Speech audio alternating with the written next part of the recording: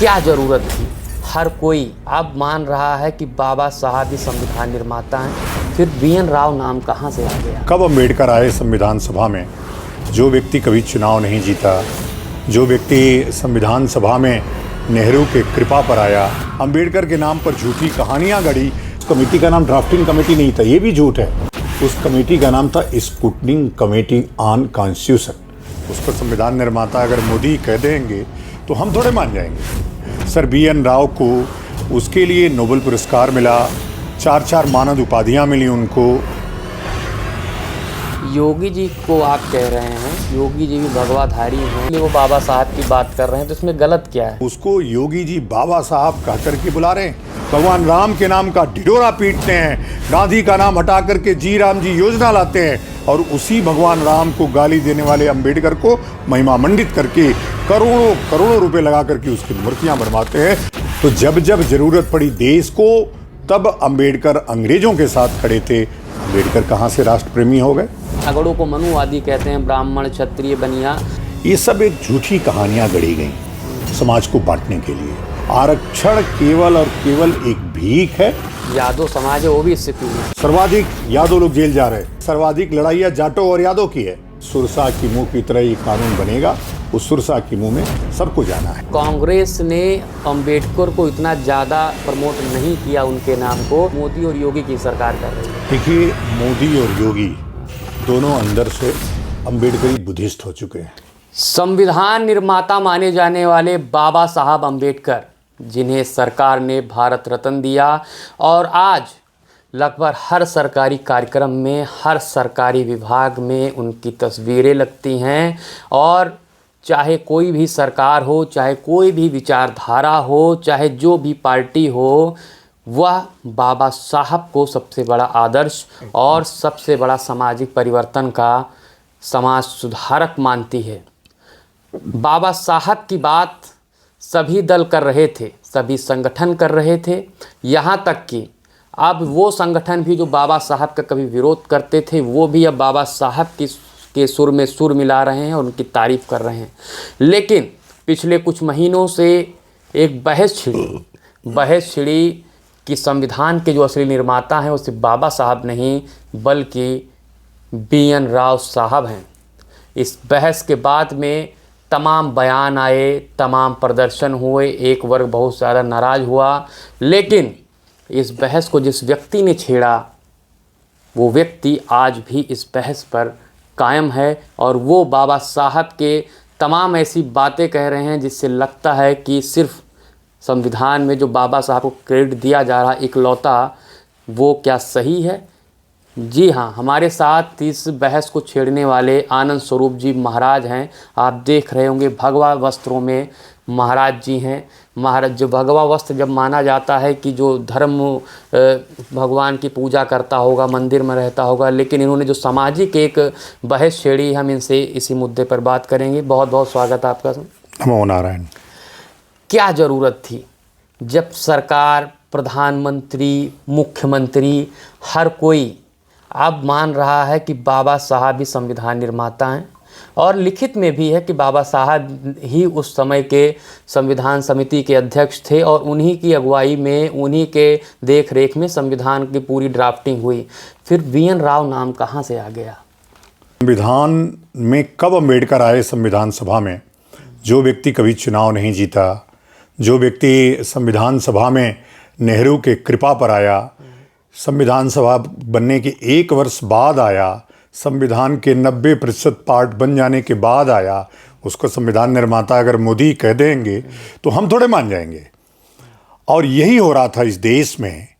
इस देश में यदि अम्बेडकर संविधान निर्माता होते तो 90 के पहले भी लोग जानते, 90 के पहले एक भी पुरस्कार उनको दिया जाता, उनके नाम पर एक भी व्याख्यान माला होती, कहीं भी उनको श्रद्धा सुमन अर्पित होता, एक भी देश में कहीं मूर्तियां होती उनकी।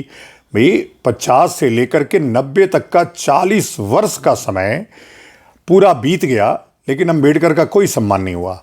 वहीं उल्टा जिसका नाम आप हम ले रहे हैं, सर BN राव को उसके लिए नोबेल पुरस्कार मिला, 4 मानद उपाधियां मिली उनको। आज भी सुप्रीम कोर्ट ऑफ इंडिया उनके नाम पर सर BN राव स्मृति व्याख्यानमाला करती है।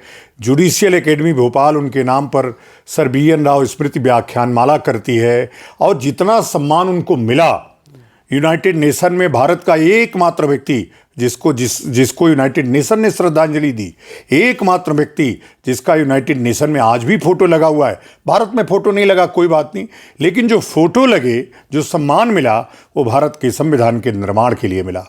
तो 90 तक सब मानते रहे कि एक व्यक्ति जो संविधान निर्माता है वो है BN राव। अचानक कांसीराम आए और कांसीराम को लगा कि भाई एक व्यक्ति को लेके आया जाए और जिसके नाम पर हम अपनी राजनीति खड़ी कर सकते हैं, दलितों की राजनीति खड़ी कर सकते हैं। दलित एक अनऑर्गेनाइज्ड सेक्टर है जिसको हम कांग्रेस से छीन सकते हैं, कांग्रेस से ले सकते हैं। उन्होंने कांग्रेस से उनको लेने के लिए अंबेडकर को आगे किया। अंबेडकर के नाम पर झूठी कहानियां गढ़ी, ठीक वैसे ही जैसे अंबेडकर ने तमाम झूठी कहानियां गढ़ी और हिंदू धर्म को बदनाम किया। हमारा ये कहना नहीं था कि अंबेडकर का अपमान हो, हमारा कहना था कि अंबेडकर महारों के नेता थे और अंबेडकर महारों के ही नेता रहें, महारों के लिए श्रेष्ठ रहें।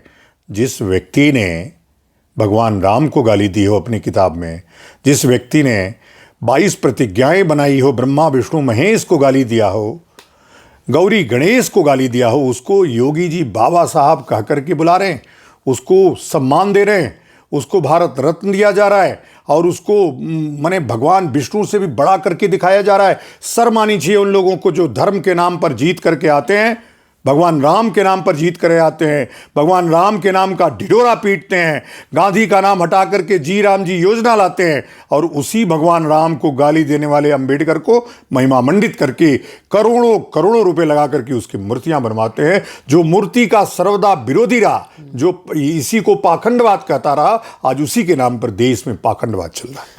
योगी जी को आप कह रहे हैं, योगी जी भी भगवाधारी हैं, धर्म उनकी पहचान है। आपने बताया राम के नाम पर मंदिर बड़ा मुद्दा रहा, क्या लगता है? लेकिन योगी जी मुख्यमंत्री हैं तो एक संवैधानिक पद पर हैं, तो संवैधानिक जो बात है इसलिए वो बाबा साहब की बात कर रहे हैं, तो इसमें गलत क्या है? भाई बाबा साहब कौन से संवैधानिक पद पे थे?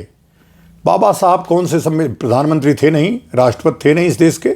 इस देश में उनका जो योगदान था, एक बिना चुना हुआ व्यक्ति जो सदन में नेहरू की कृपा से गया, 6 महीने के काम, सभी जितने लोग उस समय सदस्य थे सब कोई न कोई मिनिस्टर बन गए।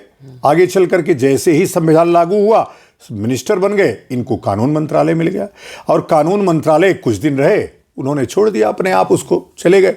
तो मेरा कहना है कि इस देश का ना प्रधानमंत्री रहे, तमाम कानून मंत्री उसके बाद आए गए, कितने आए, किसी का नाम इतना नहीं हो रहा है। आखिर एक कानून मंत्री जिसने, जो इसके पहले भी अंग्रेजों की सरकार में जब देश भारत छोड़ो आंदोलन कर रहा था, लोग बलिदान हो रहे थे, लोग देश को अंग्रेजों से भगाने के लिए आंदोलन कर रहे थे, उस समय अंबेडकर अंग्रेजों के कार्यालय में वायसराय के मंत्रिमंडल में श्रम मंत्री हुआ करते थे। जब यहाँ पे साइमन कमीशन भारत आया, देश जिसमें लाला लाजपत राय शहीद हुए, उस समय ये अंग्रेजों के साथ खड़े थे। तो जब जब जरूरत पड़ी देश को, तब अंबेडकर अंग्रेजों के साथ खड़े थे। अंबेडकर कहाँ से राष्ट्र प्रेमी हो गए? लेकिन दलित समाज के जो बुद्धिजीवी हैं उनका कहना है अंबेडकर उस समाज के साथ खड़े थे जिस समाज का अंग्रेजों के शासन में भी जो सामंतवादी हैं, मनुवादी हैं, वो लोग शोषण कर रहे थे। तो उन्हें लगता था कि अंग्रेजों से तो आज़ादी मिल जाएगी, लेकिन जो सामंतवादी हैं, मनुवादी हैं, जिन्हें वो लोग मनुवादी यानी अगड़ों को मनुवादी कहते हैं, ब्राह्मण क्षत्रिय बनिया, तो उन लोगों से और ज़्यादा वो लोग परेशान हो जाते। इसलिए वो शुरू से ही, चाहे अंग्रेज़ों से बात करना हो, चाहे और भी फ्रंट से बात करना, वो सिर्फ समाज के लिए ही अडिग थे। देखिए क्या है, ये सब एक झूठी कहानियां गढ़ी गई समाज को बांटने के लिए। अंबेडकर और फुले ने केवल कहानियां ही गढ़ी अंग्रेजों के कहने पर। अंग्रेजों के कहने पर दोनों ने हिंदू धर्म को कमज़ोर करने के लिए ईसाई मिशनरियों के इशारे पर अभियान चलाया और उनके ही पैसे पर पलने वाले ये लोग थे और उनके पैसे से ही ये पूरा अभियान चलाते थे। मूक नायक इन्होंने चलाया इसलिए कि हम हिंदू धर्म के खिलाफ लिख सकें।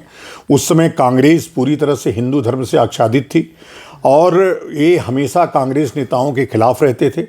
मेरा कहना ये है कि अंबेडकर ने दलितों के लिए किया, किन दलितों के लिए किया? पाशियों के लिए नहीं किया, सुनकरों के लिए नहीं किया, खटिकों के लिए नहीं किया, बेलदारों के लिए नहीं किया।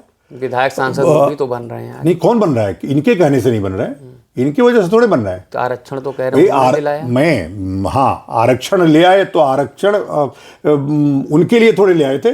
वो तो उनको तो बी एन राव ने 1937 में सम्मिलित किया। ये तो कहते थे कि ये आतंकवादी जातियां हैं। इन्होंने तो आजकल जो जाटो अपने आप को कहते, इनको भी उससे बाहर किया। इन्होंने केवल अनटचेबल अपने कौम के लोग जो महार थे उन्हीं को केवल सम्मिलित किया। महारों के अलावा इन्होंने महार रेजिमेंट बनाई। इन्होंने दलितों में भी भेदभाव किया और सदा भेदभाव करते रहे। अभी तो जाटो लोगों का भला हो, आजकल आरक्षण की पूरी बिरादरी लगी हुई है। आरक्षण केवल और केवल एक भीख है जो अयोग्यता को प्रमाणित करता है कि 0 नंबर वाला व्यक्ति प्रोफेसर बन जाए। अब आपके बच्चे को 0 नंबर वाला व्यक्ति पढ़ाएगा या 0 नंबर वाला व्यक्ति आपके बच्चे का ऑपरेशन करेगा, तो बच्चे का क्या ऑपरेशन करेगा या बच्चे का क्या पढ़ाएगा वो? तो मेरा कहना है कि आरक्षण तो इस देश को खोखला कर रहा है, आरक्षण इस देश को कमजोर कर रहा है। और दूसरा जो बीपी सिंह ले आया उसके कांसीराम के कहने पर SC ST एक्ट, वह उसी के कौम के लोगों को, सर्वाधिक बीपी सिंह के लोग आज जेल जा रहे हैं, सर्वाधिक यादव लोग जेल जा रहे हैं।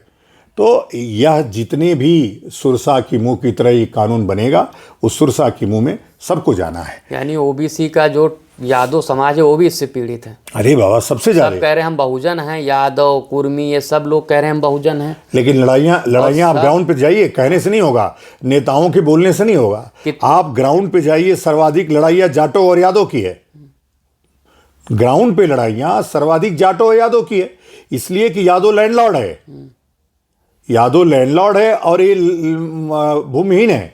तो ये भूमिहीन उनकी भूमि पे कब्जा करने जाता है, इसलिए मारपीट होती है, SC ST एक्ट लगता है। क्या कारण रहा कि BN राव को आप बता रहे हैं कि उनका इतना योगदान रहा, उनका नाम आज लगभग लोग नहीं जानते। आपने मुद्दा छेड़ दिया तो बहुत लोग जान गए, भले सुप्रीम कोर्ट में उनके लिए बहुत जो आपने कहा, लेकिन नाम बहुतों का लोग नहीं जानते हैं। और बाबा साहब अम्बेडकर से ज्यादा योगदान 299 लोगों का था। आप 299 लोगों का नाम नहीं जानते हैं, मैं भी नहीं जानता हूँ।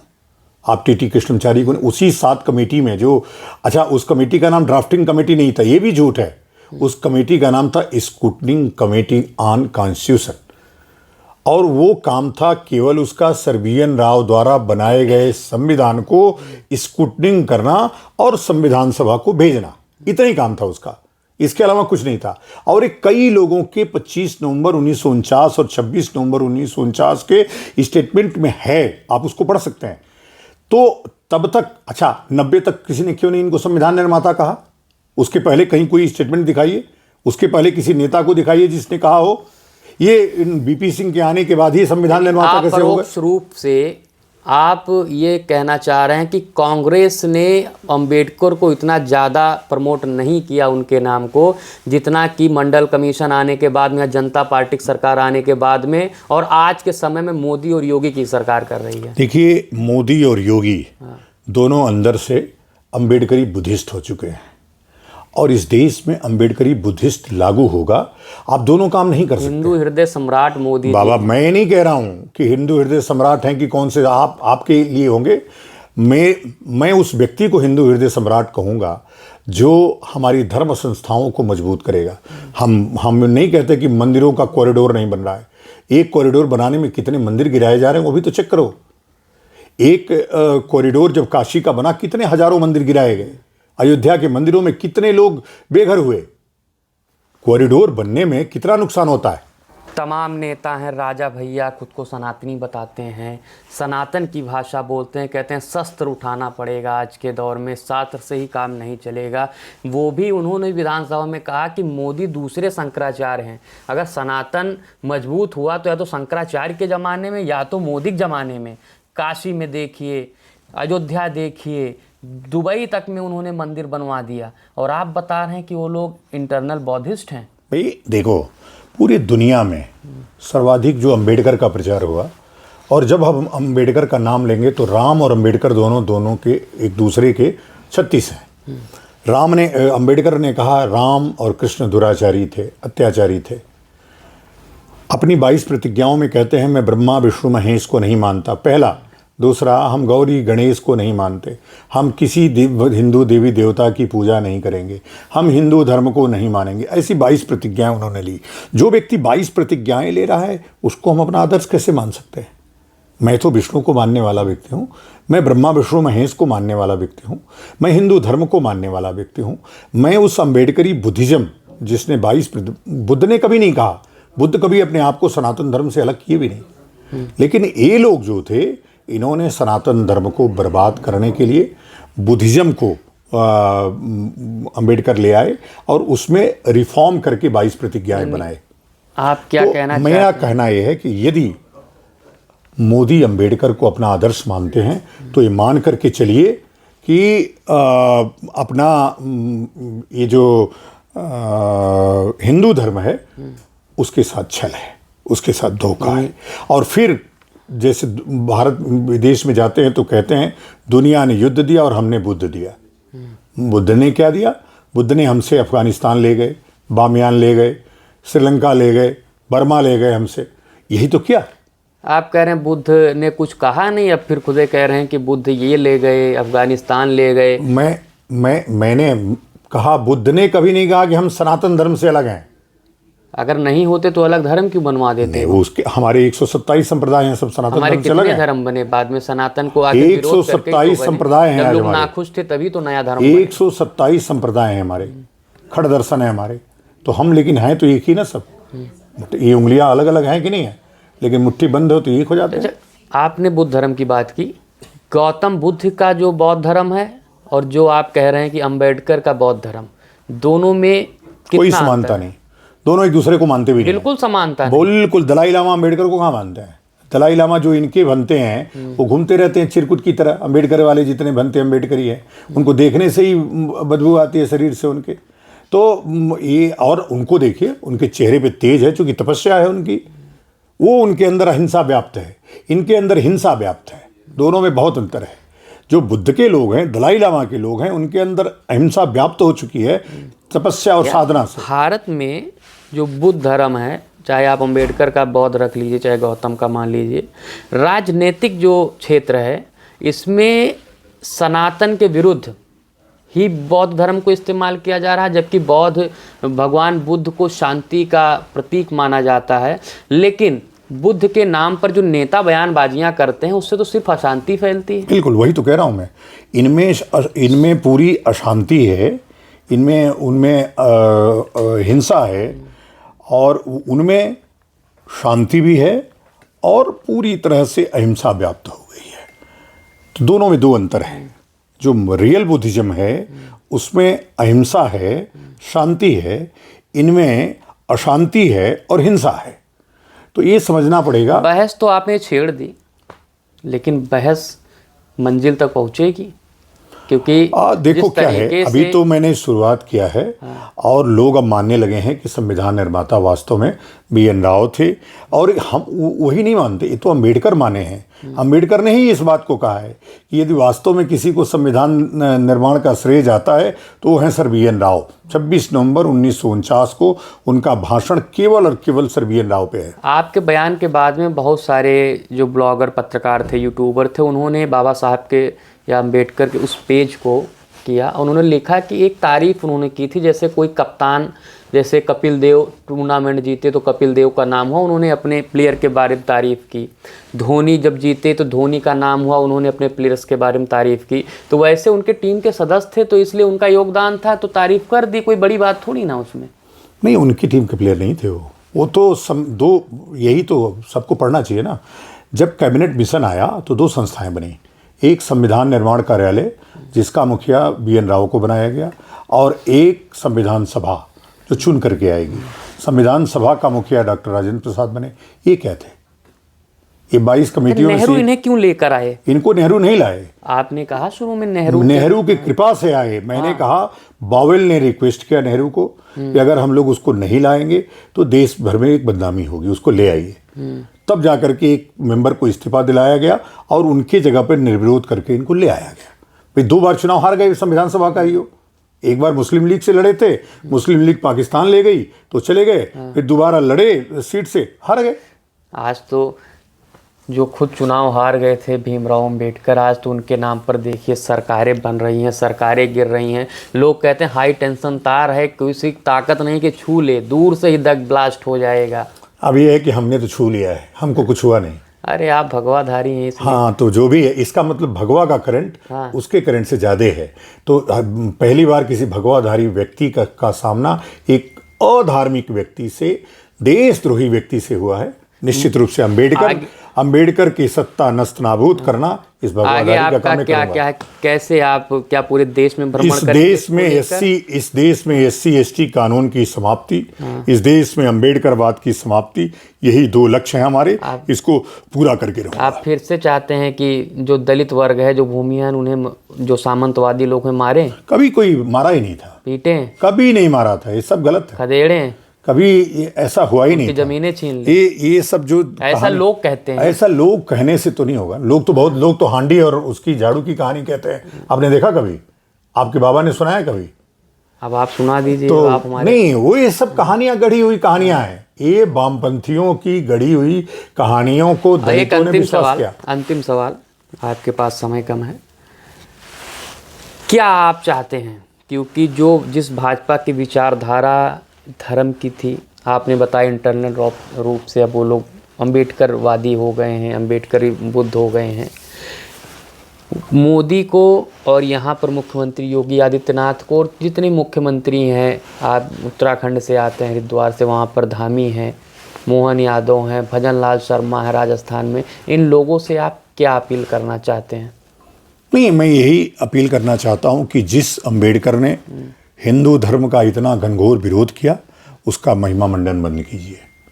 जिस अंबेडकर ने हमारे दलितों में फ्रैक्शन कराया, जिसने मतंगों को नहीं सुना, पासियों को, सुनकरों को, खटिकों को, तमाम ऐसे दलित थे जो ये अगड़े दलित, जो अंबेडकर की बिरादरी है अगड़ी दलित है, इससे ज़्यादा आज भी पिछड़े हैं। उनको आज भी नौकरियां नहीं मिल रही हैं। इसलिए इसमें वर्गीकरण कराइए, एक। और दूसरा, ये जो एससी एसटी कानून का गोरख धंधा चल रहा है, इस गोरख धंधा को तत्काल समाप्त करिए। और तीसरा, यदि आप राम को मानते हैं तो अंबेडकर को मत मानिए, और अंबेडकर को मानते हैं तो राम को छोड़ दीजिए। बकसिए, लोगों को भ्रम में डालना, लोगों को झूठ बोलना बंद कीजिए। तो सुना आपने महाराज आनंद स्वरूप जी, इनको इस समय सोशल मीडिया की दुनिया में और चौक चौराहों से लेकर इनके बारे में चर्चा हो रही है।